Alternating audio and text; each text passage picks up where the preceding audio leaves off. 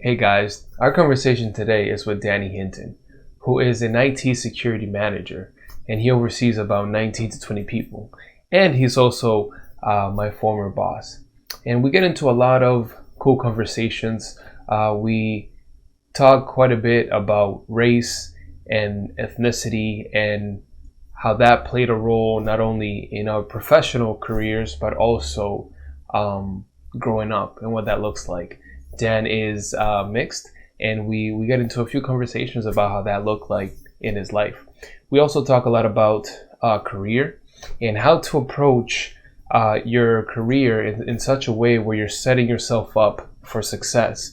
And Dan talks quite a bit about how he views his career as a chess match and what he does to help him achieve his goals long term.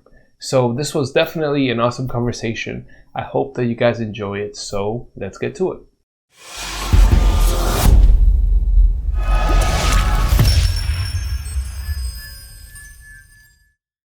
Hey Dan, how you doing, man? Hey, good, Manny. How about yourself? I'm doing well. It's been so long since I've seen your face. Yeah, my hair is a little bit different than last time. Yeah, I kind of like it. You're a little bit more intimidating now. Like, oh.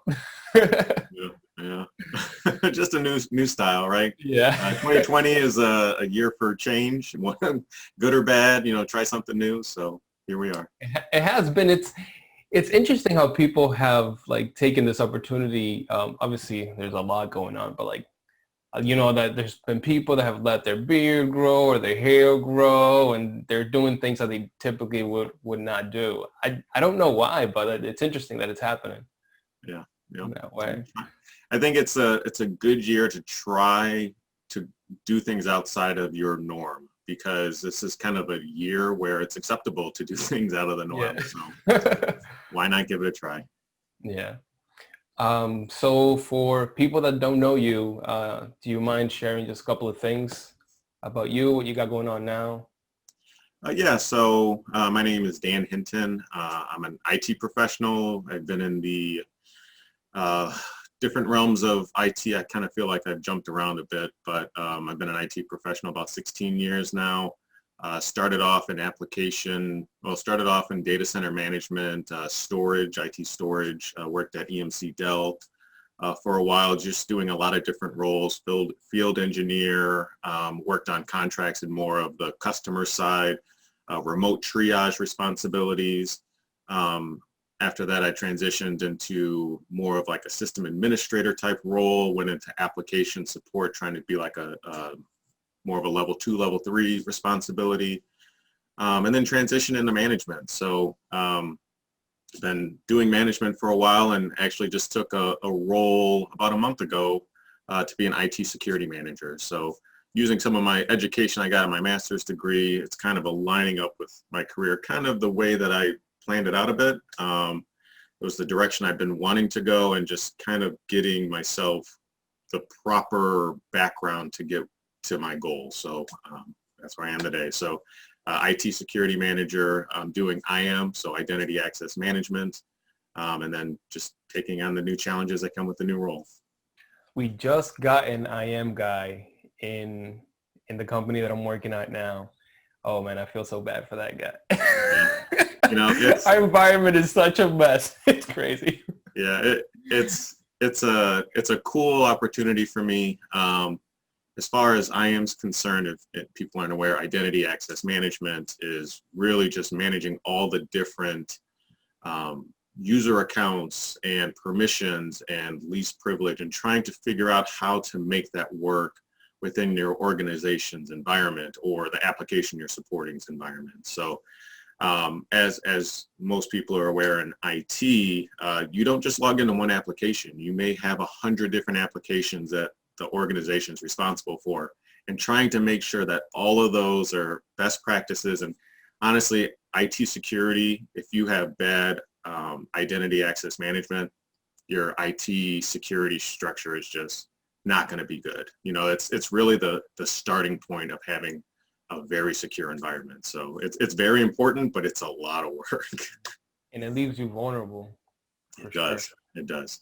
So the reason why I wanted to have you on specifically, obviously outside of the professional achievements that you've had into this point, is that in our conversations and getting to know you, you've treated your career like a chess match, and it's amazing to me to see how you're always thinking 2, 3, 4 steps ahead. And I think that there's a lot of value for people that will be watching this interview to kind of get in your mind a little bit and understand, how you do that. But even before we get into that aspect and how you got there, I just want to go back to the beginning and just kind of see who Dan was, as a kid growing up, to give us some perspective. Okay.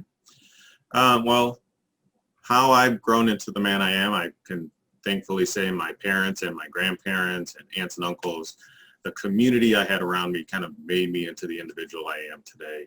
I grew up in the Midwest, Indiana, middle class type family structure. My 2 working parents, but I've always had my grandparents real close to me. There were times where one set of grandparents were in Puerto Rico, which is my background. My heritage is, or my ethnicity and everything, my family around me, Puerto Rican, Black, French, Creole background. And just having those support structures throughout my life has really helped me have the morals that make me the person I am today. I'm very family oriented. And as a manager, I'm very understanding, forgiving, and almost encouraging people to make sure work-life balance works for them. But we'll get into work in a little while. So just growing up, I grew up with a lot of food and different meals being so important to bring family together. Sunday dinners and supper, just bringing family together. Whether it was, my grandparents on my Creole side making gumbo, or just different types of dishes, and bringing my uncles and all of my cousins together and having big meals. Just having that support system and always having like-minded people around you, positive influences in your life, things like that. We didn't always live in the nicest neighborhoods or have you could definitely go down the wrong path, but we had a strong structure of family that just made us a strong unit. So I think I wanted to start there about the person I am. But, growing up, I grew up with 2 brothers. I'm the middle child, so I have an Irish twin that's 11 months older than me. I have a brother that's 5 years younger than me. We've always been tied to sports, working as a team. And with my brother being close to the same age, we usually did sports as the same age, just how the restrictions worked on age. 3 boys growing up? 3 boys, yep. So no girls. Growing up, my dad's side of the family, there was a 70-year gap with no girls being born. So it was a very, very boy-oriented. And it's funny, I do have a daughter. So I tell my wife that I want old boys. I don't want any girls. Yeah, well, but I was very nervous having a girl because I didn't know. I wasn't surrounded with that growing up. I didn't have that understanding of how it's going to work, but I'll be honest with you, it's been a blessing. I've been very happy to have my little girl, and she's 5 now, so seeing her grow up and develop, it's cool. Honestly, since I don't have a son, I can't really compare, but it doesn't feel like it would be that much different, at least at this age, development-wise, and how you treat them. And girls like to wrestle as much as boys do and that kind of stuff. So, it's cool. Is she a daddy's girl? Because my wife, so her reasoning is like, well, you should want girls because girls are daddy's girls and boys are mommy's boys, and she's gonna love you more than Xander is my son when they get older. So that's kind of like her reason, like. So yes and no. So she's a daddy's girl when it comes to she wants to play, she wants to go out and do something, right? She wants to have fun with that. But if she's got a cold or she had a bad dream, it's mommy, mommy, mommy. And that's good. That's a good balance that we have.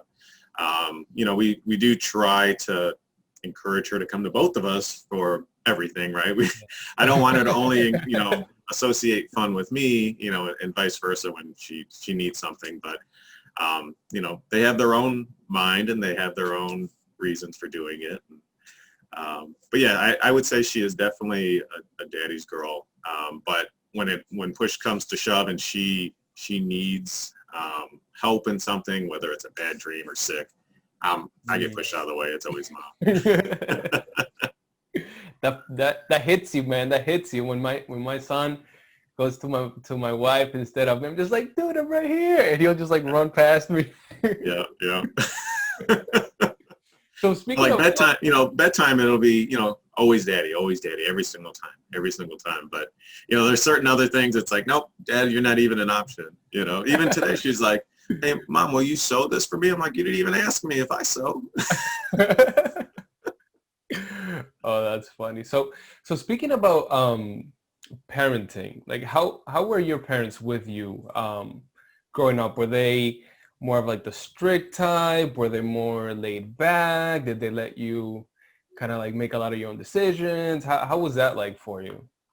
My parents were, I would consider my parents strict. I wouldn't consider them harsh, but I would consider them strict. So, What's the difference? so my parents weren't strict to the point where I was like scared of them or that they were doing something that I didn't think that they weren't doing in my best interest, right? It was strict in order for me to have structure. And so my dad's background is he's an accountant for the IRS. My mom is a teacher.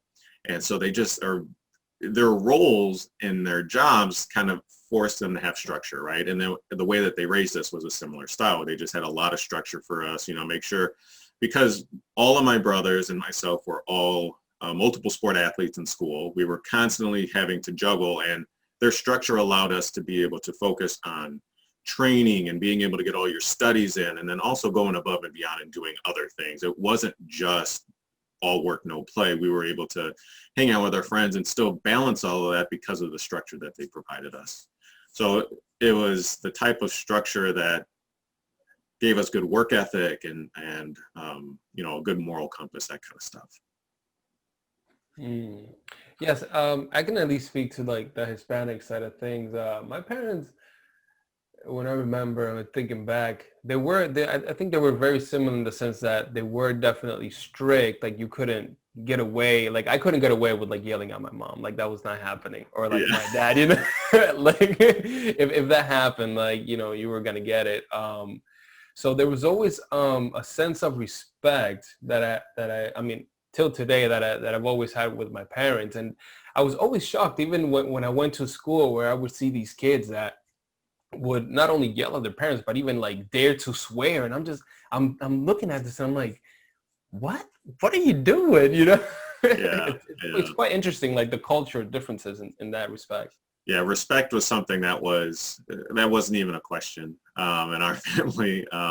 Respect was very important.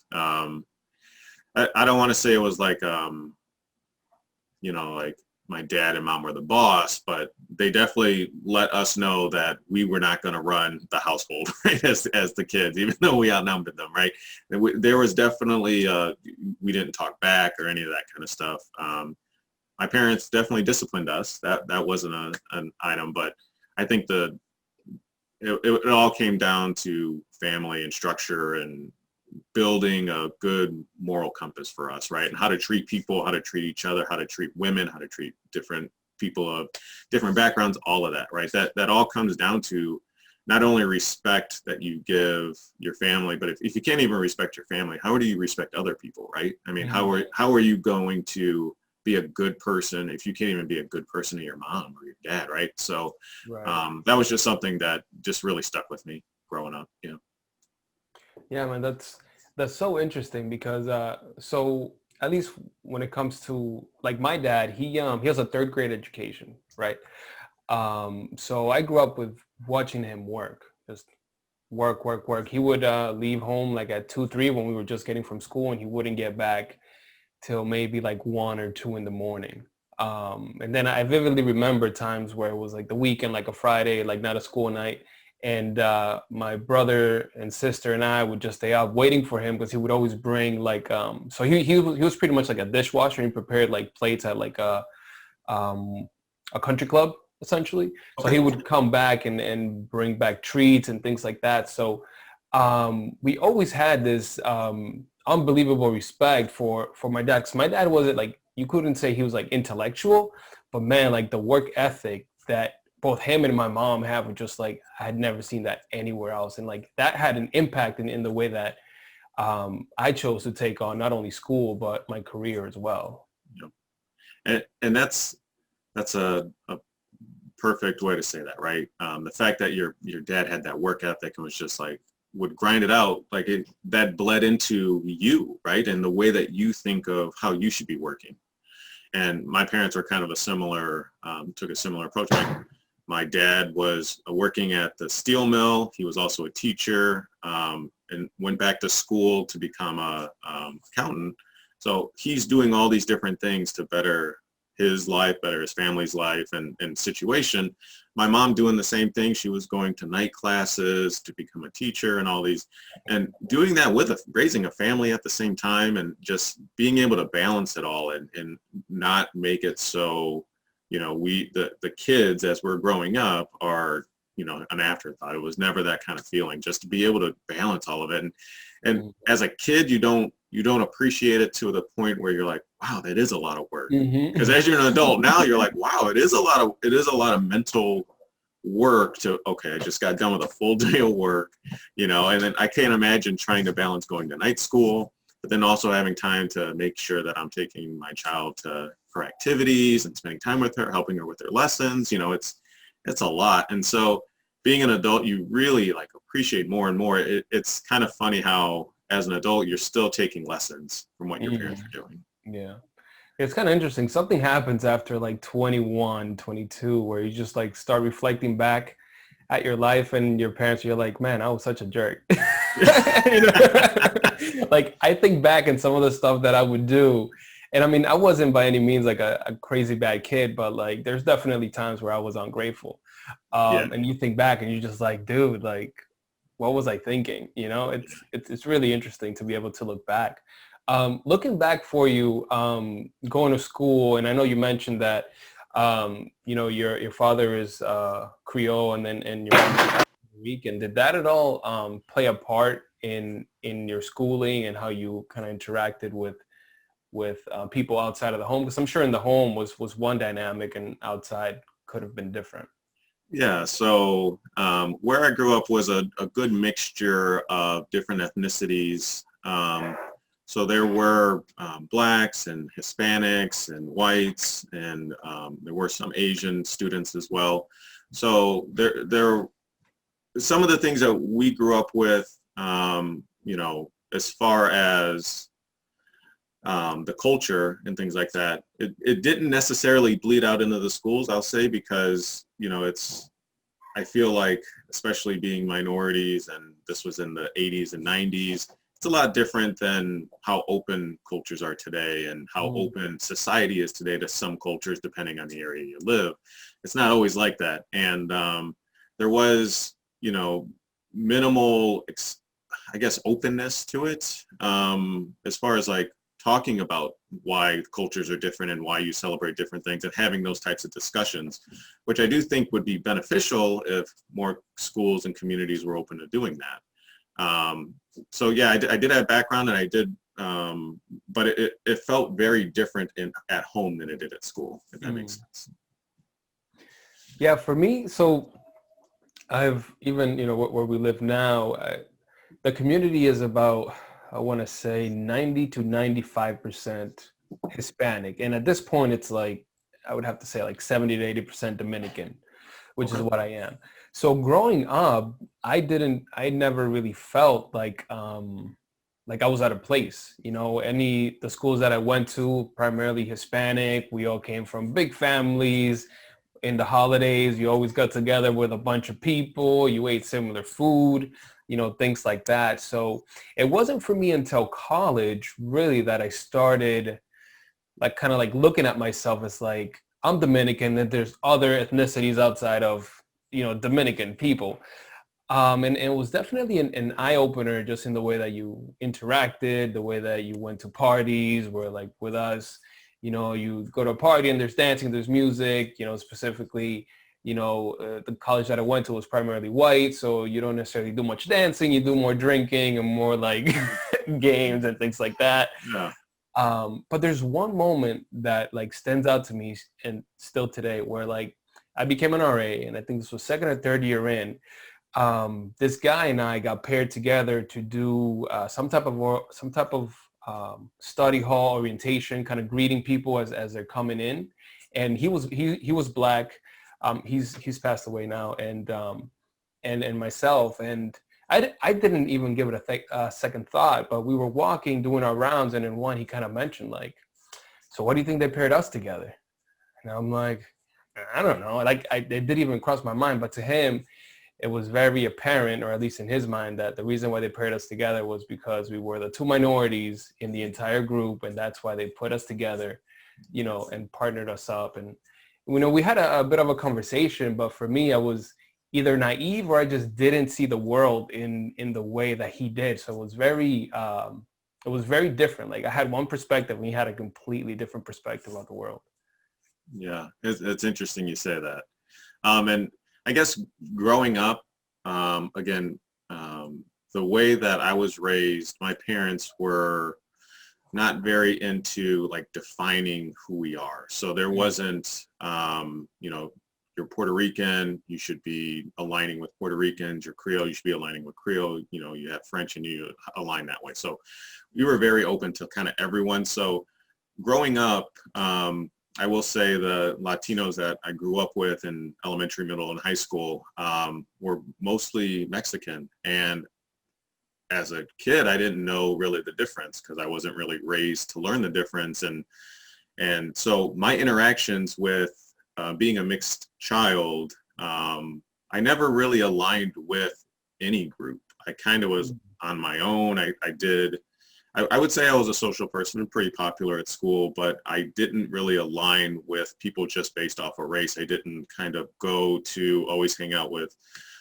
anyone. So I really just kind of formed my own friends and kind of had just this melting pot of a lot of different people. And I think the one cool thing was that it forced me to like people based off of their personalities and not necessarily just because we have similarities when it comes to our backgrounds and our families. So it was just kind of interesting, but you made a point about going to college, and I went to Indiana State, which is a very small city in Indiana. And I remember being in my freshman year and somebody walking up to me and saying that I was the first colored person they ever saw in person. So it was just kind of a very, very different type of conversation and different kind of school. That?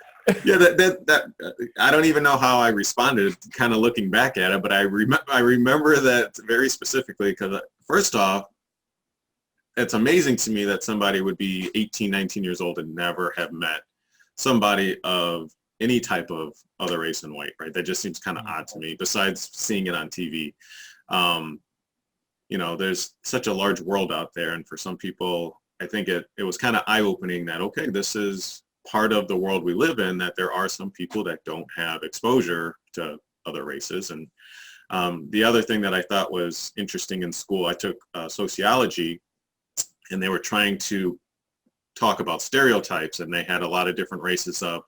And then they put different types of terminology that you had to kind of align with, right? What is the stereotype of black? And they had a lot of different words, and Puerto Rican and Mexican and all these different things. And they had similar type of a thing. They teamed me up with a black lady, and we were chosen together to answer for our race, which seemed very weird in a class full of white people, to answer and say, which one is for you?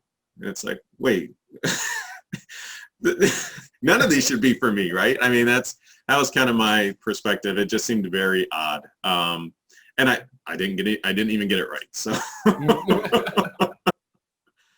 but, Yeah, it's just funny how the world works around you, and your perspective is always going to be different than everyone else's, right? You and your family and the way that you're raised, you'll always have it, and that's the cool part about meeting other people. You know, you can meet somebody that is successful in the same job, same opportunity as you, but you just have different perspectives on everything, right? Mm-hmm. And coming together, you guys can make something beautiful together with the different types of conversations you have and the way that you can open your eyes to new things. Right. Yeah, man, to be honest, like, so for me, my parents were a little bit, were similar than you in the sense that, there weren't really much conversations had about like, look, you're Dominican and like there are other races. It was just kind of like that wasn't even like a thing. Like we didn't sit down, and maybe it was because the community that we lived in, majority were Hispanic anyway. So maybe that wasn't even a thought in their head, or maybe they never encountered any type of racism or anything like that. So, I mean, even till today, when I go out into the world, at high school, college and beyond, like even when I got into the workplace, now I'm playing in a different, like, completely ball game. Like I've never viewed the world in the sense, like, obviously I know that there are white people, there are Asians, there's blacks, and there's difference, but I never looked at myself as like being at a disadvantage because I was a different race. Like that has never ever played a part in my thoughts. So I was like, so growing up, I've been naive, I guess, in that sense. So I've never taken on any type of challenge and ever thought that I was at a disadvantage. And I think like the first time I ever really like maybe like that was introduced to me was in college as well, where I don't know if you ever played this game, but I mean they've made videos online now where they line you all in a line and then they start asking you different questions, whether like have you or your family ever been in like a government support program? Did your parents go to college and things like that? And like you start seeing like those separations, and more often than not in those games that you see, and even, in the game that we played in college, the minorities ended up being further behind than like, the white kids that were at that class. Yeah. And I think that was really like my first introduction of like, oh, okay, that's interesting.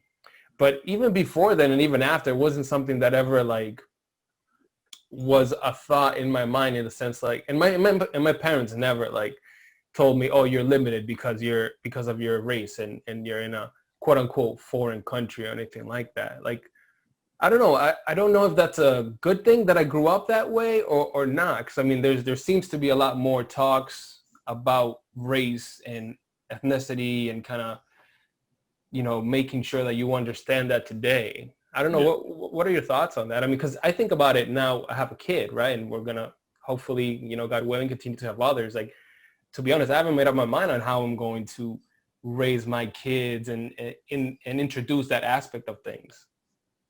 Yeah, it's interesting, and it's, you can't do exactly what your parents did because Right. times are evolving. So it's not the same world. And just to kind of, before I jump into that, that's why there's a lot of organizations nowadays that do inclusiveness and diversity and all these different programs to show that they understand that there is some type of issue with allowing different races to come together and to come into organizations, right? So that's why diversity programs exist, and trying to be more equal opportunity, which those didn't exist when we were kids, right? So it was a lot tougher for our parents and family to be able to get into some of these companies when those programs didn't have their eyes open to those issues that were happening, or maybe they did and they didn't care, right? We don't know what all these different companies were thinking at the time, but it is good to see that diversity is something that comes up quite a bit, and it was one of the things when I came to my new company, that diversity, inclusiveness, and that not only do they say they do it, they actually have awards in it, from Forbes magazine. That just kind of stood out to me. Okay, they're not just saying the right language, they're actually doing something about it, which to me just stood out and was somewhere I want to be. Being that I've worked in a lot of companies where they say diversity is important, but when you look around at the people that work in the company, you don't see the diversity. You know what I mean? Yeah. So when it comes to raising my daughter about talking about diversity, and so my wife is white. She's got Dutch background and some other things as well. But so my daughter doesn't appear to be Hispanic or anything. She's just very light haired. She's fair, and being Puerto Rican, that's kind of normal too, right? There's a lot of different, and a lot of Latinos. There's a lot of different colored skin you can have to be one or the other. So Mm-hmm. for her, I just don't know if she will have to go through the similar types of things that I had to go through, or that my parents had to go through, which doesn't mean I don't want to educate her about it and have her understand the importance of her background and who she is. And if people see you this or don't see you as this, you still need to understand the importance of it, because that is who you are, right? And to understand some of the difficulties that your family and your generations before you had to go through as well. So, so yes, I will teach her, but I don't know if she'll have to go through similar types of obstacles. And hopefully organizations keep evolving with time, but only time will tell. Right. Well, what are your thoughts as far as raising kids around that? Man, to be honest, it's tough to, because I look back, and again I think back to myself and even my wife, and I think that to an extent we never saw the world through that lens. Like we never were really, like, we wouldn't go out at night and be in fear that, we would get stopped, or, we would go out to a restaurant and we wouldn't think that, if we got a bad service, it was because we were Hispanic. Like, I'll give you a perfect example. So, we went out with one of my mentors. I think I've mentioned him before in conversations, but he's darker skinned. He's Dominican as well. We went to this restaurant in New Hampshire, which is primarily white, and it's a red state, etc.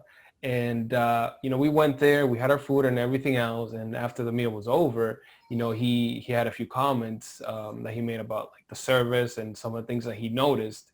But my wife and I didn't notice that, but it's because we just don't see the world in that way, and maybe we hadn't had those experiences in the past. My wife is darker than me, maybe a little bit of similar complexion than he is, but he's had encounters where he's been stopped, and he's been racially profiled, and etc. So it's very tough to think and see what is really the best approach, because you're both him and I were both raised in the same city, Lawrence, and he had a completely different experience than I did, but yet he is a little bit darker than I am. So it's kind of tough to gauge. And I mean, this world right now with all the race conversations and everything that's going on, it's definitely difficult to see what the right path is. I mean, definitely it's going to be out there. It's going to be prevalent. I'm sure my kids are going to ask me questions. But the one thing that I know for sure is that I am never going to tell them that they're limited because of their background. That's the one thing, because if I've learned anything, is that hard work and being goal oriented can get you far, regardless of if there's any prejudice against you. I mean, talent is talent. Any company is gonna look at you. Yeah, maybe one will pass on you, but I guarantee you, there's gonna be companies that are gonna pick you up because you're able to do the job better than anybody else. And I've seen that as well in the jobs that I've been able to attain. And I think that instilling some of that work ethic that my dad had, that I learned from him, in my kids, I think that those things will trump anything else that whatever prejudice they may encounter out there. I think, because I mean, even my dad, he's never made more than minimum wage, and he owns his property, and he's doing a lot better than a lot of people that have been living here their entire lives and have had jobs that pay him well over minimum wage. Yeah. Yeah. And yeah, I agree. There definitely should never be a conversation of you will be limited. Whether you're female or whether you're male, that shouldn't matter. It shouldn't matter your background. None of that should matter. That has nothing that should put a ceiling above you that tell you that you can't achieve something, right? There's plenty of examples of different people that have of every race, all the different sexes, all of it. No, it doesn't matter tall, short, any of that kind of stuff. Different ages, right? People that start their careers later in life and get opportunities, right? There shouldn't be anything that's really holding anyone down. Now, I do see that sometimes it could be an obstacle, but an obstacle is just an obstacle. Go around it, right?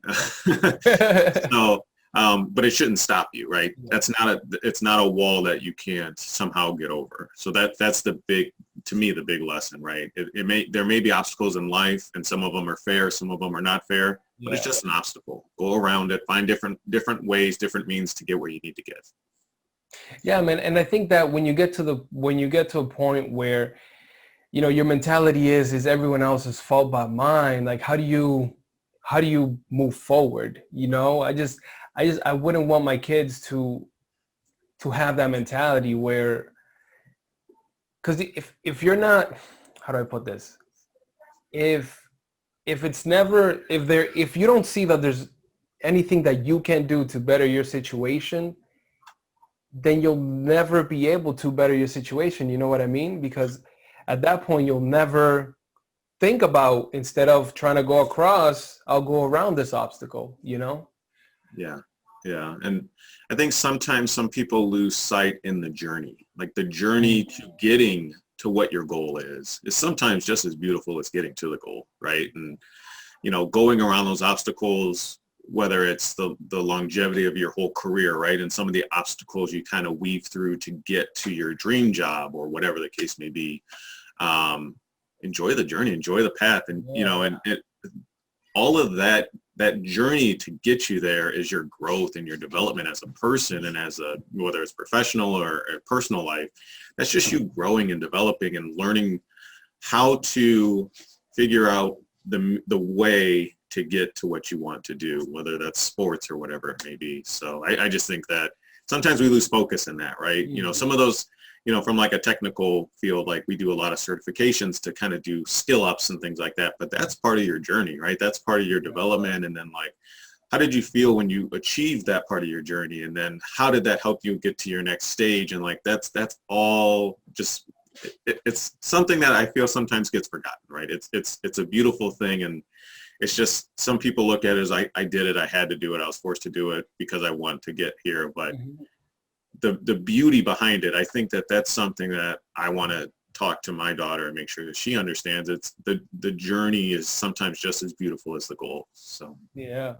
And I think you gotta almost love the tough moments. Like you gotta learn to be able to, like, they're tough, but enjoy that and think about what's gonna come after that, Because I think that, at least looking back in my life, those times just taught me that I could do it, because I remember, especially like starting off in my career, like I think that there's a point in IT where like you think of like, am I cut out for this? Like, is this like something that I can do, And I vividly still remember, like I would encounter a problem or, some type of issue with a computer and a server. And I'm thinking to myself, dude, like, did I make the wrong, career decision? And, I asked for help and I worked through it. And if I would have given up in any of those times, then I wouldn't be where I am today. But when I do encounter tough times now, I look back and I'm like, dude, like I was able to overcome this. I surely am going to figure out a way to overcome this, because anything that's new, it's never easy, Yeah. Yeah. And I'm sure those were some life lessons you had as a kid too, right? Yeah. And your parents, could have jumped in and maybe solved the problem for you, but I'm sure what they did was they let you figure it out for yourself and figure out, okay, that wasn't the best thing to do, and I'll have to figure out how to make it better, right? And that's part of that growth and development that people need to understand is no matter what career you do, it's never all rainbows and butterflies. That's never going to be any of that. Right? There's always going to be times where you're going to have to roll your sleeves up and it's not going to be pretty. And oops, I made a mistake. And oh my gosh, I can't believe I did that. But you learn from it, right? And you develop from it and you grow from it. And that's a part of the journey. And, like you were saying, that you look back at those moments and you're like, if I can do it then, I can definitely do it now. That's part of your development and your confidence in yourself, and just trusting who you are and what you're capable of. But I feel like that confidence only comes through going through those hard times. Yeah, but I think it's important for somebody to let you fail. Yeah. And Of course. gain that confidence, because if somebody always bails you out, that's not good, right? And I think that's at a company level. I think it's at a family level. I think it's kind of everything. I mean, I don't know anyone that has been successful that hasn't failed at some point, right? I mean, even if they're little losses still help you grow, right? Little losses equal little wins too. So I don't know. I just think that that's an important life lesson, and don't be afraid to fail. I think that sometimes people are too much a perfectionist, right? You want to always get great grades in school, and you don't want to push the envelope, right? You don't want to go out of bounds, but sometimes you need to understand better and to grow and to kind of reshape whatever you're working on. So. Well, also, this is interesting, this conversation about failure. I think it's also very important to see how a person handles those failures and how they overcome them in some sense, but specifically handling. And I'm thinking of back. So my second job out of college, I was working at this MSP, and man, what's the name of that virus that so we had semantics at the time, and an MSP manages a bunch of different, for somebody that's listening doesn't know, you were basically like the IT company for a bunch of other small businesses. And one of our businesses got attacked, and the long and short of it is that this virus locked up all the files, and they ask you, basically, it's like ransomware. They ask you for whatever, $100,000, and they'll give you the key to unlock all your accounts and stuff. Long story short, from that, they ended up not paying. We just had to restore from backup. But I was part of the team that looked through different alerts that came in from Symantec. And there was one ticket that I had received where like that company had gotten something and I had overlooked it and marked it as complete and that it was fine. And when all that was happening, it hadn't hit me that, oh crap, like that, maybe that was my fault. So, we went through all that. And once I realized that, I'm like, oh crap. And I'm not going to lie, there was a part of me that was like, maybe no one has mentioned that there was this log that was detected. No one has said my name, so maybe I don't say anything. But then I was like, and then at the same time, and you know what? It may also have been the company as well. Like, you got to have good leaders, man, because I always felt comfortable admitting my mistakes for the most part. I mean, this one was very scary for me because, people lost, they lost money potentially like a day or two when they had to restore these backups. But I went up to my boss and let him, hey, listen, I don't know if this was caused by me, but I want to let you know there was this scan that came in. They were on that list and I overlooked this, and, you should, you guys can look into it. Maybe it was my fault, it wasn't, but I wanted to let you know. And I just remember I was super scared, dude. Like, I'm nervous. I'm like, in my mind, I'm going to lose my job. I don't know what's going to happen here. But I owned up to it. And, this guy, my manager at the time, he didn't lash out to me. He thanked me for approaching him about it. He didn't quite tell me I was off the hook, but he's like, let me look into it and I'll get back to you. I mean, I didn't get fired because of that, but I don't know if and every person that would have had that happen to them, if they would, one is the company environment where it allowed for people to own up to things like that. And two, the integrity of the employee to fess up to something that they may or may not get caught later down the line. Yeah. And so that comes down to leadership, right? And your confidence in your leadership. That was part of it, right? If you had a leadership that you knew was going to instantly retaliate against you, right? Instead of wanting to understand why this happened, they were more focused on punishing somebody to make a statement, right? That's a completely different culture and a less, one that's not really looking for people to give them the answers they want, right? And you felt confident with a leader that, okay, maybe this won't work out for me, maybe it will, but if you knew the culture wasn't that, and you knew that manager wasn't that, it would be a lot more difficult. And that's something that some companies don't fully grasp. And being that we work together, you understand that there's certain managers that have different mindsets when it comes to what is my obligation to my employees versus obligation to the organization, right? Right. And having to build a type of trust relationship,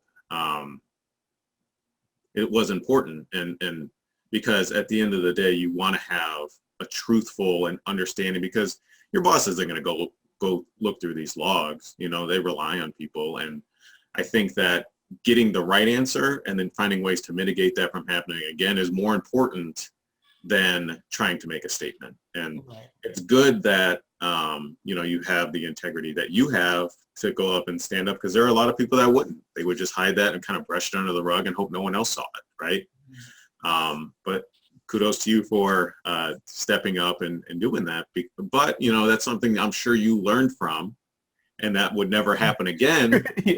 What you learned in that situation. So it was a learning opportunity for you as well, right? So there was, not that I wish that everyone does this, right? But there was benefit from a learning standpoint that I can guarantee you will never do that again, whatever happened in your career, because that is such a learning, eye-opening thing that happened to you, that it was a strong part of your journey. Let's just say that. Oh yeah. And I think one of the things that it taught me was that, those are the types of companies and leadership that I want to work under and for. You also don't want to be in a company where you don't even trust the person that you're reporting to. Like this is somebody that you're reporting to, and how do I want to say this? To an extent, they have your career in their hands, right? In the sense of if a manager wants to get you fired, I'm sure that they could figure out a way to get you fired if they had some weird beef with you outside of the professional side of things, Yeah. Yep. But I definitely, that was a great company to have worked for. A lot of great people.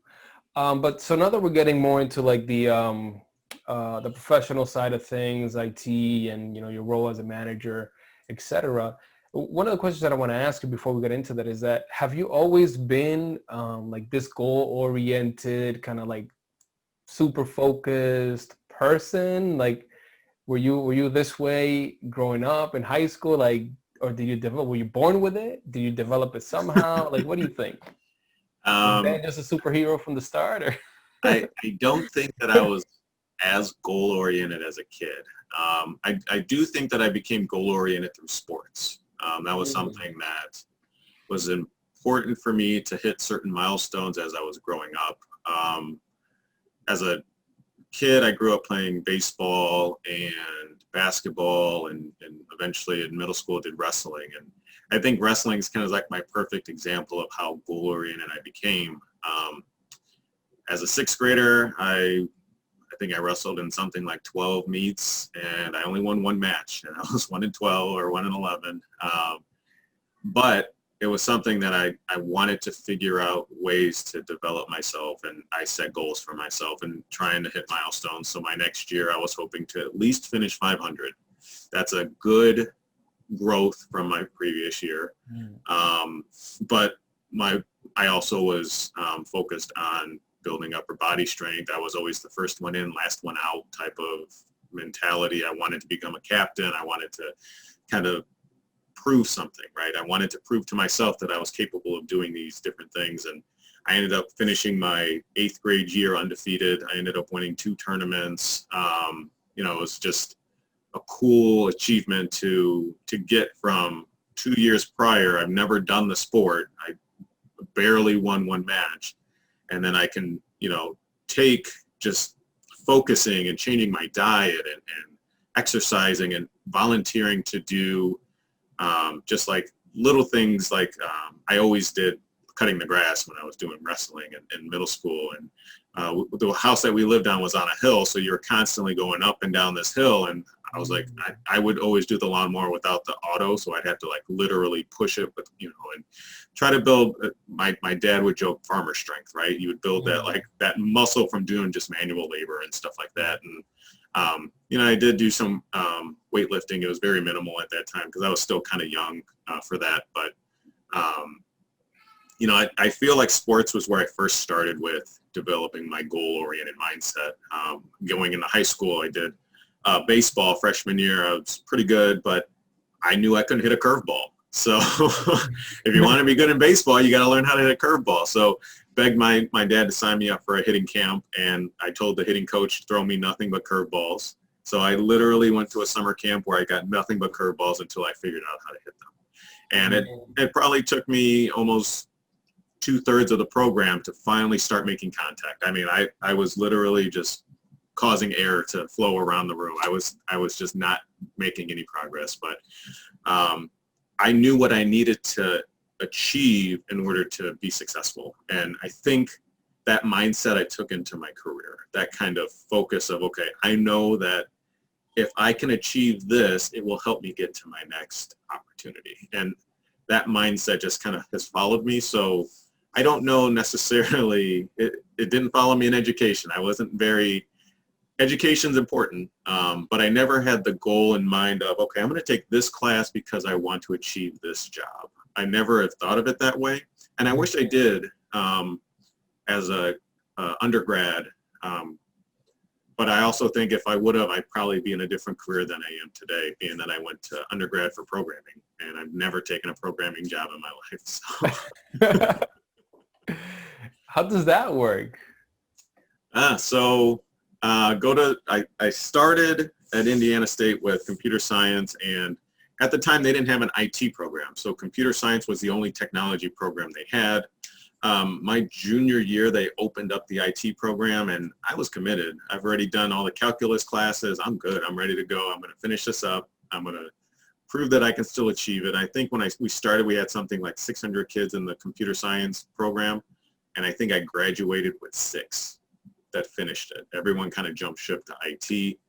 I was happy with that. I interviewed for jobs, and I've always been the kind of person where I would never lie or never embellish what I am and what I'm not. I always feel like you're going to like me for who I am. I'm going to tell you the truth of my skills and what I lack. And at the end of the day, you're going to say that I'm right for it or I'm not. But I don't ever want to mislead somebody so they hire me and then they say, well, he sold me fool's gold. Right. That's not my personality. So I actually interviewed for my first job at Dell EMC, and I flat out told the hiring manager at an interview, in-person interview, just so you know, this isn't programming. That's what I went to school for. This is purely hardware stuff.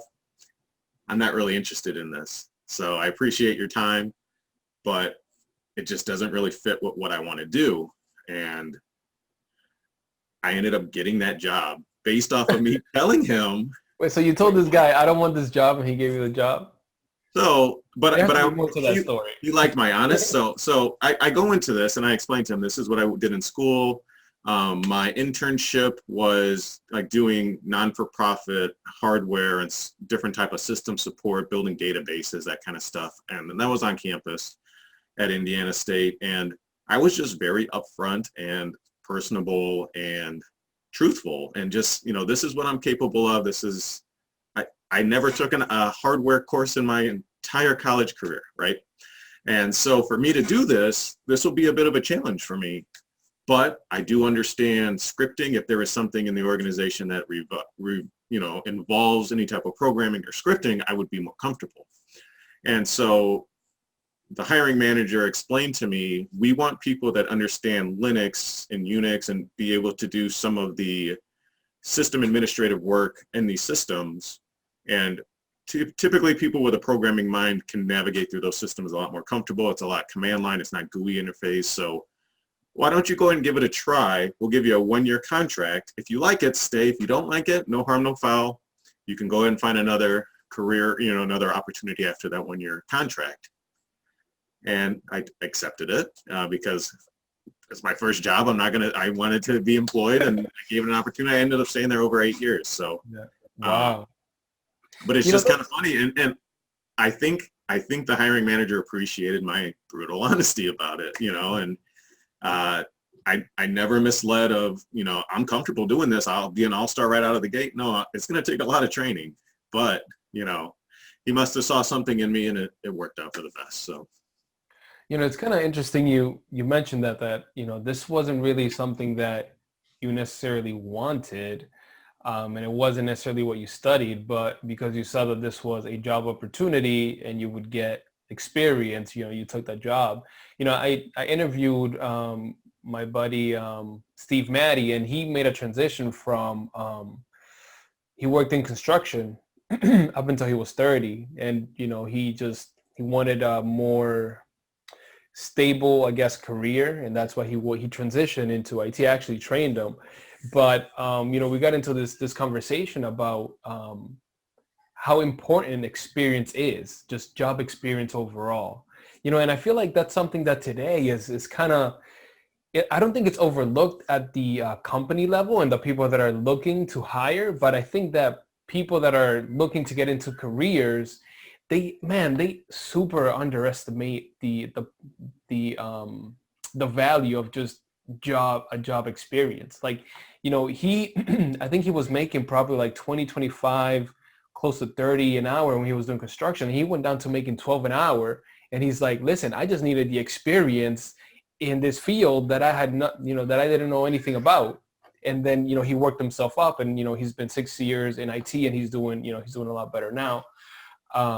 But have you seen that where, because I've definitely ran into a lot of kids, especially like in, I don't know if you knew, but I'm kind of like a youth leader. So I do see a lot of kids that are in high school, college, etc. And man, like, they just don't value that just work experience. They just want to get this degree and just get this job, making whatever, 80, 100 grand a year off the bat. And I'm just like, if you can swing it, great, but I don't know, I don't know if it's going to happen just like that, Yeah, so one of the big things that me and my wife talk about all the time is you are worth what somebody will pay for you, right, and for your services. So that's great that if you have a PhD or you have a master's degree, but if nobody's willing to pay you for that specific opportunity that you're applying for and at the rate you want, you have to reevaluate yourself and be open to doing that and be fair, right? Be fair in your judging of your value based off of the market. You have to understand that there may be people applying for this role that have 15 years experience in the same degree as you versus your internship, right? And you can't say that's an even playing field as far as what you would be paid, because people don't work 15 years to get paid an entry-level pay. So you have to understand how that all comes together. And I think sometimes there's a struggle in that. But I also think that's a little bit of the way college works. College does a lot of get this degree, and then these are the job titles you could potentially get. And you can be a system administrator making $55,000 a year. You can be this role making $80,000 a year. And it's like, yeah, with experience, like that's they don't mention that part. With experience, and it's just kind of a funny, it's a funny way of thinking it, but I think that's sometimes what misleads people to misunderstanding that, right?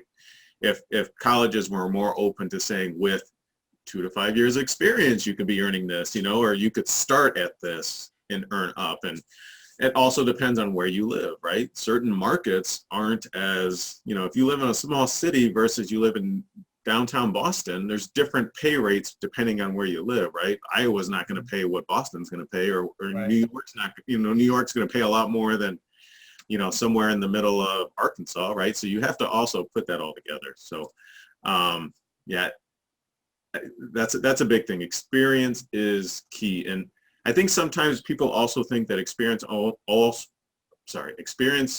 always means work experience, and it doesn't. Volunteer experience is one thing that you can do, and there's opportunities out there to volunteer to grow your career that people don't take advantage of.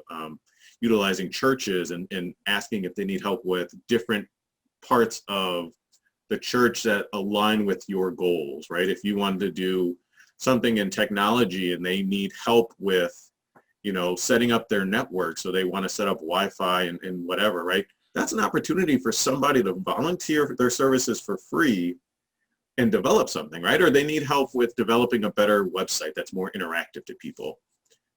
If you're going to give services for free, they're going to take it for the most part. Most charities or churches or non-for-profits, they love free, and free equals experience for you, right? It's something that you can say, this is what I achieved. This is what I was given. I had a budget of this. This is what I was able to accomplish, right? So finding ways to achieve your goals, that's kind of one of the things is important to me, and that's something I work with my employees all the time. Figure out ways to get you to your next step. So I mean, I think that you mentioned college and school quite a bit, and thinking back, and I don't know, maybe you had a similar experience, but for me growing up, my parents' view of success was, you go to high school, you go into college, you get a degree, and then you're going to be set for the rest of your life. Like, that was kind of like the mindset. So very college oriented, you got to get that degree, right? So me growing up as a student, my primary focus was that, just like school, and I, in high school, I started to play around with computers a little bit. So I liked that. So I knew that I wanted to do something in that.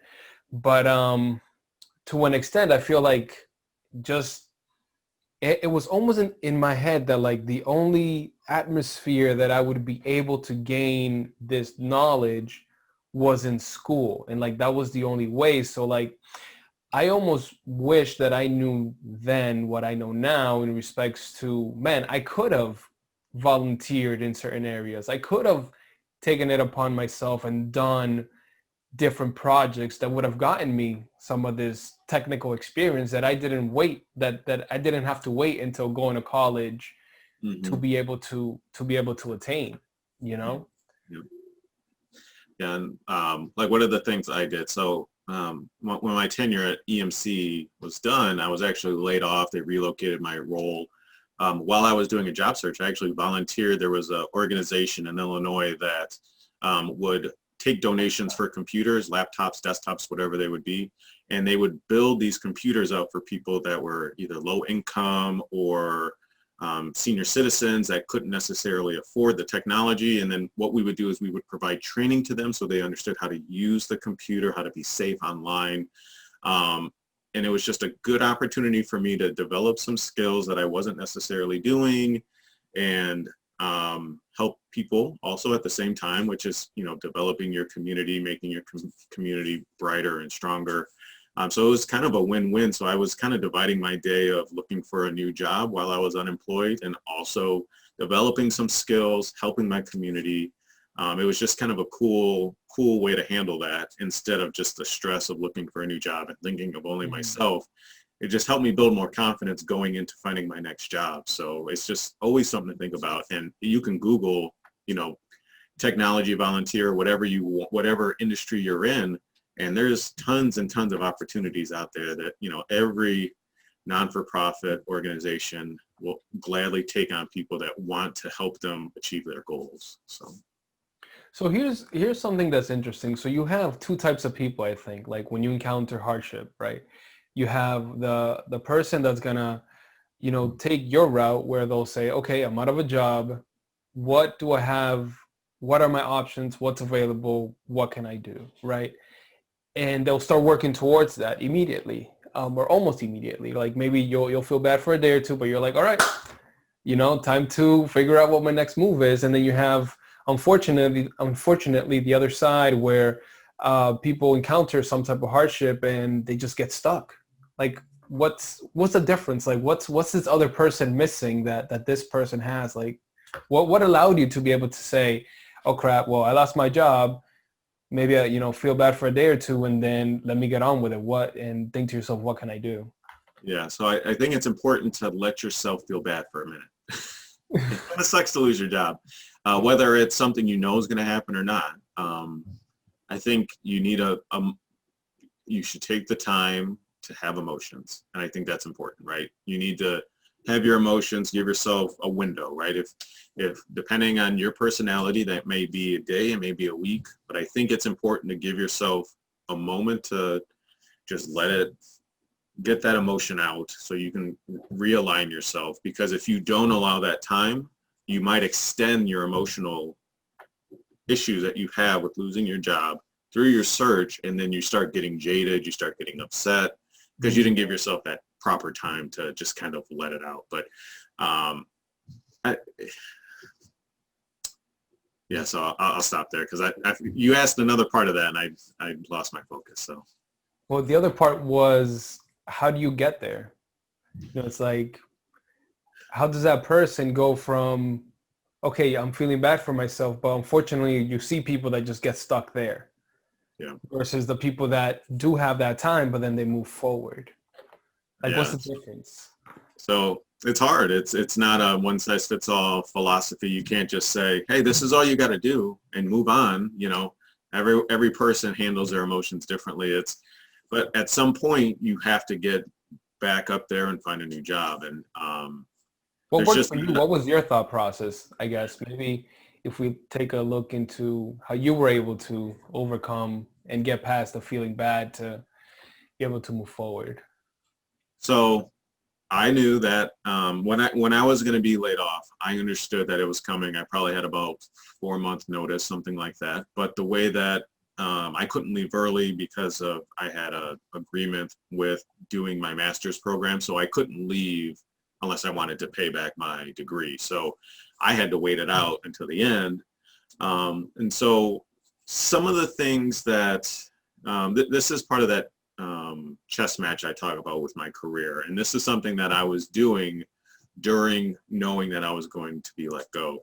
I was looking ahead saying, what do I want to do next? What steps do I want to take during this window of waiting for my job to end? And so I started doing certifications based off of looking at potential jobs that I would like to do and what skills and what responsibilities and what desired education do they have for me to get that role. So I ended up taking a Cisco CCNA test and passing that just so I can get more data center responsibility management. I wanted to be more of a system admin in a data center because the work I was doing was storage in a data center. So I just thought that might be a good way for me to transition using the skills I have and kind of grow it. But trying to figure out what I can do to help me get to my next step. So again, that's that whole goal-oriented thing, right? So what can I do now to help me in the future? And so that's what I was trying to focus on, looking at potential jobs that I would love to take, but I'm not there yet. What can I do in 4 months to get me to be the perfect candidate for that job when it opens up again? So that's how I managed through it. And I'll tell you what, when I got let go, it was a little scary you don't have a job.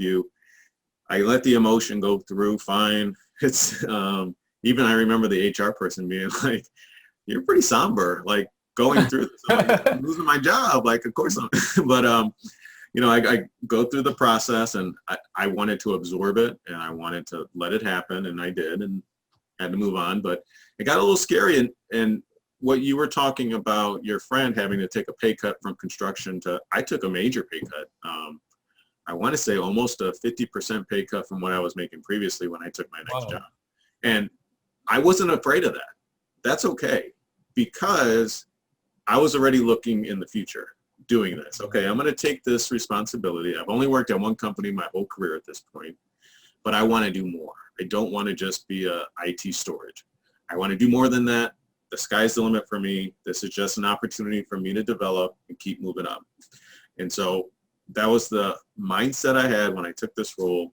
Ended up doing it for a while until I found another good opportunity, took a little bit more money, more responsibility, and I kept finding things that were going to build my skill sets up more and more. I never took a lateral move.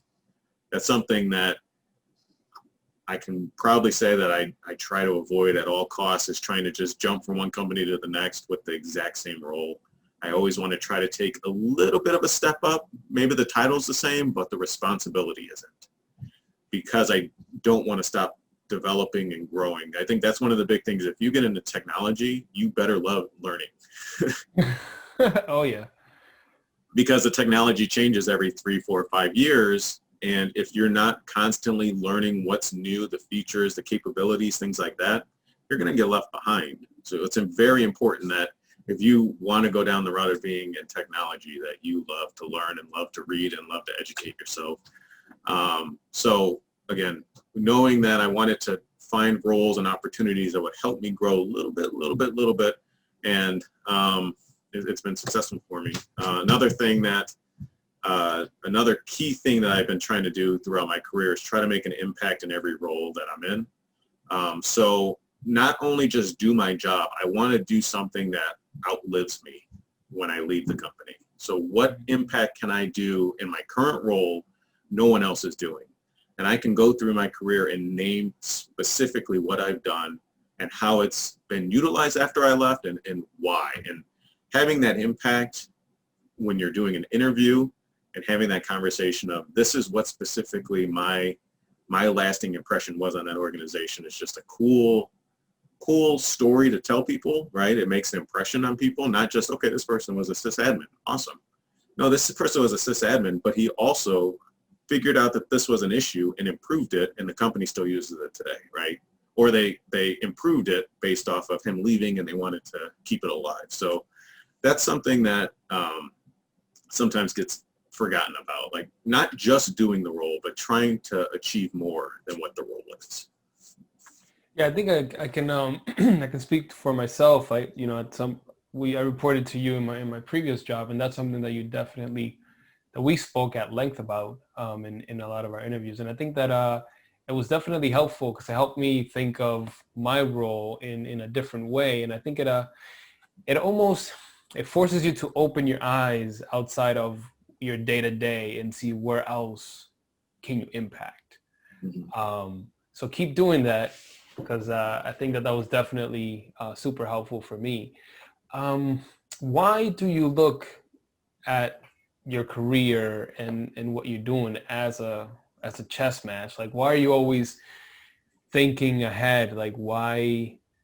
Because I mean, it's not everybody that puts in the effort to look at their career and their life in that way. There's definitely people that just like going in 9 to 5, this is what I'm doing, and they're perfectly comfortable. So why do you choose to? Because it is a choice, right? You're choosing to put in that extra effort to be able to look at life and your career in that way. So what's the value in it? because I'm not a finished product. I'm still growing, I'm still developing, and I'm still not at my goals. And then honestly, when I hit my goals will probably change because I've achieved it. Now I'm going to set a new goal for myself. So one of the big things that I think some people lose is that they want instant gratification. They want their dream job, right? But your dream job isn't always your first job. Most of the time it's not, right? How are you going to get to your dream job? What is your dream job? Why is it your dream job? Why do you want to do that, right? So getting into management was something that never really was a goal for me before. But being a leader was. I just wanted to be in some type of leadership role at some point in my career. I didn't really plan on it being this early in my career, but it was something that I've always thought about. And so doing things like mentoring and my style of mentoring, I'm very much a coach. I'm not a micromanager. I don't like to just do pure shadowing. I like to coach, encourage, lead people the right direction and let them make mistakes. And that's something we talked about already.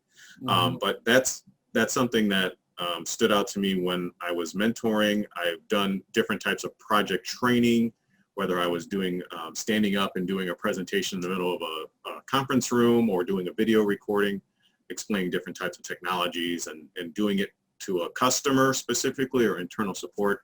I was trying to build skill sets for leadership down the road. And this was stuff I was doing in my current role without being a leader. And that was building the opportunity that if I ever got to that point, having a conversation about being in leadership, I can say I've done this already, even though I have zero management experience. And then getting my first management opportunity was perfect. So I got the opportunity based off of some of those skills. Now, what am I going to do to get to my next level? Okay, because in my mind, I want to be an IT director. That's something that I'm in management, my first management role. IT director is what I'm shooting for. And when I get to IT director at some point, my goal will probably change, but I'm going to enjoy the journey while I get there. So I get into my first role. I'm doing a level 1 support team, managing that group, trying to figure out ways to improve them, make them more efficient, reduce overhead, build up more skills, all that kind of stuff. I'm looking at, this is what I want to do today. What is my next step? And how am I going to get to my next step? Well, every organization needs process improvement. Every organization wants some type of automation in place, and they want you to develop their staff, period, right?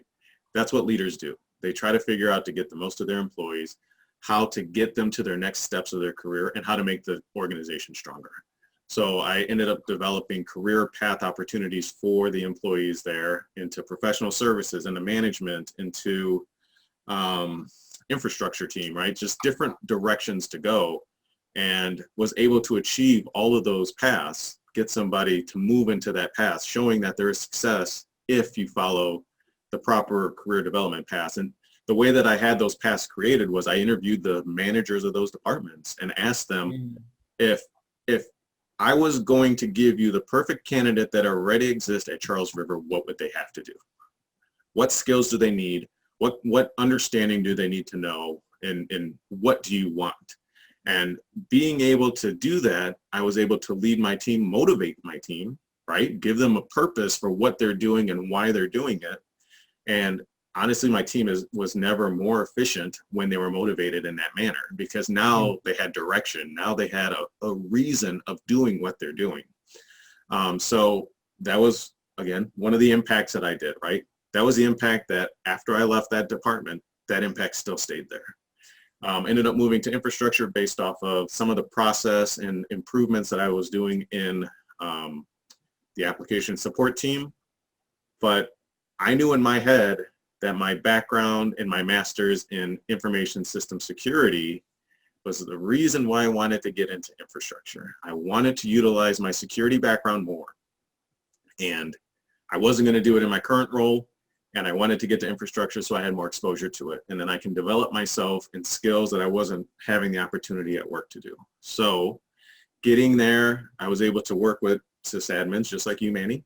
And we were able to accomplish a lot, but I was also getting exposure to working with Arun, and just I was able to touch things that I wasn't able to before, and some of the sysadmin work that were our responsibilities aligned with some of the security stuff that I wanted to do. So I didn't necessarily need to be fully security focused, but if I wanted to get to the cybersecurity field, I needed to touch something. Right. And so I was able to accomplish that. And honestly, my next steps getting into my current IT security role was based off of some of the things I was learning and doing in infrastructure and how that transitions to IT security. So it's all building blocks. Like what you're doing should somehow complement what your next step's going to be. And if there's no complement to the next step, then that's not your next step. That might be 2 steps ahead. Now, how do you get to your next step? How do you get to the step that complements the next step? So that's kind of that goal-minded orientation. So again, I moved from a team lead to a team lead, one being a level 1, one being a level 2, to a manager role. Now, some people would say I was probably a manager when I was at my company with you. They just had different terms, but I did manage people. I did performance reviews, hired, fired, that kind of stuff. So I already had that experience, but I wanted specifically to have the title, and I wanted to find an organization that growth was important to them, just as it is Right. to me, because while I switched companies, I didn't necessarily want to switch companies. I want to grow in one organization, but they need to have a similar desire to grow individuals that I have for myself, because I have expectations for myself as a professional, and I have expectations of the organization to allow me to grow that way. So Yeah. that's how my goal orientation and my mindset of the chess pieces, right? This job has to complement my next step. So the role that I'm doing today, for example, right? I can see a vision of me becoming a director in IT security at some point, right? It's the progression that opens up by taking this role. So I'm not saying that's going to be something that's short term, but it's something that it's within reach. And I just need to accomplish the goals that I need to at this role, learn the different technologies, become more comfortable. And then also probably work on some certifications, maybe my CISSP this year, right? Or beginning of next year. And what do I need to do to keep moving myself up while I'm moving up to the next step? So that's kind of my mindset on it. And again, trying to make an impact as you're progressing through your career. Yeah, man, I think, hearing your career path in its entirety and kind of the struggles and things that you went through, I mean, it's evident to me. I don't know if you've thought about this as well, but it just seems to me that you being able to not only have goals, but have specific things that you're looking to achieve kind of helped you not only get through those times, but strategically be able to start doing things to help you get to that next opportunity. And and just based off what you shared, it's so interesting that, it's such a crazy position. I can't even imagine such a crazy position to be in, where like you have 4 months, that you're losing your job. And instead of just like feeling sorry for yourself and like not doing anything, you looked at, okay, this is more or less where I want to go in my next 2 or 3 steps. And let me start working towards that. And I think the other interesting thing that I noticed, and I hope that people get from this, is that, your path is not necessarily like this. You know what I mean? Like you had to adjust based on your situation and continue to move forward, to where you wanted to go. And I think that that's a very valuable thing to be able to do. Yeah. And I think that people get discouraged the minute that the next path, like there's people that definitely plan ahead, but when that next path is not present right in front of them, they just don't know what to do. And they don't think of, okay, well, is there something that maybe is not right the next step, but maybe somewhat lateral, but will get me a little bit further so I can then jump into that? I think that's something that doesn't always present itself in people. And I truly don't know what stops people from just not looking at that. Like we spoke about with children and with our children, like if it's in front of you, then go around it, like what. And I don't know if that's something that you learn from your upbringing, or if it's something that you're born with. I don't know what really stops people from just saying, okay, this thing is not working for me right now. There has to be some other way for me to get there. Yep. And let me start working towards what that could be. Yep. And one of the other things I just kind of want to make sure that it stands out is when I was laid off, I took a massive pay cut, but my experience that I was gaining was worth more than the money I would have been earning, right? Because without it, I wouldn't have got to my next few steps that opened up the door for me to get where I am today. So it wasn't ideal, of course, it wasn't ideal, but you also sometimes have to play the hand you're dealt. And the hand I was dealt at that point was, here's a good opportunity for me to continue to grow. And growth is something that sometimes some people would take money over growth. That's not my approach, because growth equals opportunity for the future. If I'm going to take a job where it's just literally lateral and I'm already an expert, I'm not going to grow any. So I'm not developing. And in technology, if you're not developing, you're kind of going the wrong way, because technology is developing around you. So I think it's very important, and sometimes people lose sight of money is more important than everything else. And again, it wasn't ideal to take that big of a pay cut, but I did what I had to do, and if I had 100 opportunities to do it, I would have did it 100 times because it was the right thing to do at that moment. And I don't have any regrets of my past. I did it all for a reason. And if I wouldn't have done and learned certain things in each of those roles, I wouldn't have got to my next opportunity, et cetera. So I just wanted to make sure that stood out, because it's not always about my next role needs to be more money. That's not how we should look at our career. If it helps you achieve your goal, and if your goal is money, okay, go for it. But if your goal is to achieve a certain role or a certain opportunity, you need to make sure that you have all the pieces required to get there. And when I say that, you should be open to finding your dream job on Glassdoor or whatever, wherever you look for your jobs, LinkedIn, and find that opportunity, look at it, look what the requirements are. What are they looking for in the next IT security director or whatever role you want to be? Understand the criteria, what their expectations are, and then that's your blueprint, right? That's what you should be working at. And okay, it might take you 2, 3, 4 years to get all those things done, but you might have the time to do that. What's the rush, right? That's the end. That's your goal. That's not necessarily the finish line. That's not necessarily, your 1-year plan either. So just something to think about. Yeah, I think that at the end of the day, if your entire career is just based off of money, like obviously, like let's not kid ourselves. Obviously, we work to support our families, so money does play a factor, and you definitely do want to make sure that you're getting compensated for your work. But long term, you will be better served improving your skill set, because when you improve your skill set and you become good at what you do, believe me, the money comes. The money Yes. does come. So, And that comes with experience a lot of the time, right? Sometimes it's at 3 to 5 years, and you don't get 3 to 5 years just by, getting a certification or getting a degree. So, sometimes you do need to think, sometimes you do need to take unorthodox approaches, and sometimes you're fortunate you never have to take a pay cut. And I hope that is the case for most people. But if you're in a situation where you might have to, and that's the most strategic approach forward to reach your goal, then just don't necessarily be afraid to take that risk and to take that the not I guess it's not the cleanest thing to do for most people. With people need money to survive and to pay their bills and all that kind of stuff, but as long as it's something that you're still comfortable with, it's worth doing. right. Growth is something that people take it for granted a lot, and that, I think that's any industry. It doesn't need to be technology. It's really any industry, right? As people, I think it's natural for us to want to grow and want to be smarter, stronger, more experienced, more intelligent, subject matter experts in whatever we do in life. And that could be your personal, and that can be your professional as well. Yeah.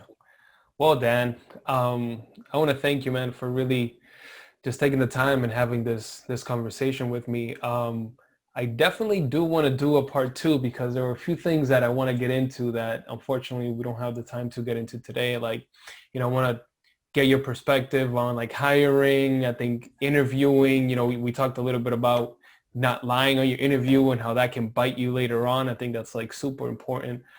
There's people that I've definitely seen that have been hired on false pretenses, and it doesn't work out. Just overall leadership, what you should be looking for as an employee in your manager. And, if those certain things are not there, then, either that's hopefully a conversation that you can have, or, then you might be better served at another company. But again, I thank you for taking the time. I know we've been going on for a little bit, but I just want to give you the floor for any last words before we close. No, I just think that everyone should enjoy the journey of life. All the hardships we go through, all the positives, the hardships make you stronger and the positives make you happier. So, just try to enjoy the journey as much as you can. Manny, I want to thank you for taking the time to talk to me and getting my perspective. I appreciate it. I appreciate our friendship, everything, that comes with knowing you as long as I have, and just appreciate it. So thank you. Awesome, man. Thanks so much. I'll catch you on the next one. All right, take care.